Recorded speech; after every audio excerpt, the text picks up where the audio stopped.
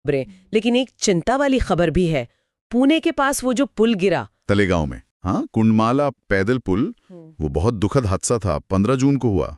दशकों पुराना पुल था, लोग मोटरसाइकिल भी ले जाते थे उस पर और जाने भी गईं। जी, 4 लोगों की मौत हुई और 50 से ज्यादा लोग घायल हुए।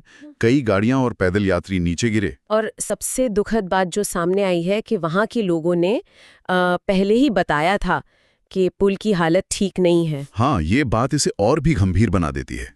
ये सिर्फ एक हादसा नहीं रहता फिर। तो ये किस बड़े सवाल की तरफ इशारा कर रहा है? ये इशारा करता है कि हमारे यहाँ जो बुनियादी ढांचा है, पुल, सड़कें, इमारतें, उनकी नियमित जांच, उनका स्ट्रक्चरल ऑडिट कितना जरूरी है। सही बात है। और ये भी कि जब आम नागरिक जो रोज उस चीज का इस्तेमाल कर रहे हैं, वो अगर कोई खतरा बता रहे हैं तो उसे गंभीरता से लेने की जरूरत है।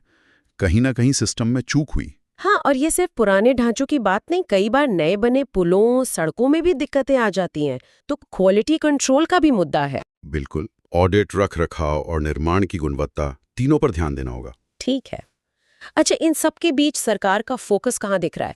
अभी राष्ट्रपति जी का गोरखपुर दौरा है। जी, राष्ट्रपति द्रौपदी मुर्मू जी 30 जून से 2 दिन के लिए गोरखपुर में हैं। वहाँ क्या कार्यक्रम है उनके? वो एम्स गोरखपुर के पहले कॉन्वोकेशन में शामिल हो रही हैं।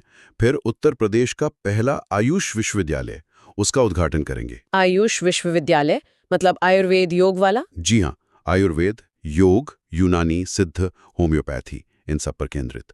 और वहाँ कुछ नई सुविधाओं का शिलान्यास भी करेंगी, जैसे एक गर्ल्स हॉस्टल वगैरह। तो इस दौरे का क्या महत्व समझा जाए? देखिए, ये साफ तौर पर स्वास्थ्य और शिक्षा के क्षेत्र में सरकार के फोकस को दिखाता है, खासकर गोरखपुर जैसे क्षेत्र में। मतलब टियर 2, टियर 3 शहरों पर ध्यान। हाँ, बिल्कुल, क्षेत्रीय विकास पर जोर है।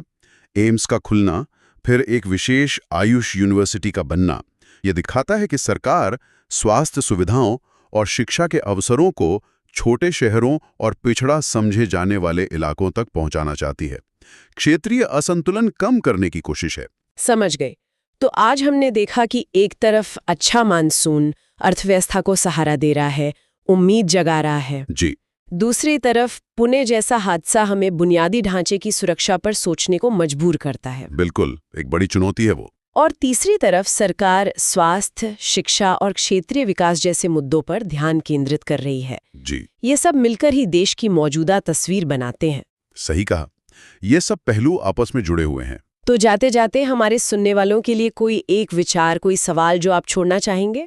हाँ, एक सवाल मन में आता है। देखिए, अभी हम खुश हैं कि मानसून जल्दी आया, अच्छा है। इससे अर्थव्यवस्था को लेकर उम्मीदें बढ़ी हैं। जी। लेकिन मौसम तो बहुत अप्रत्याशित होता है।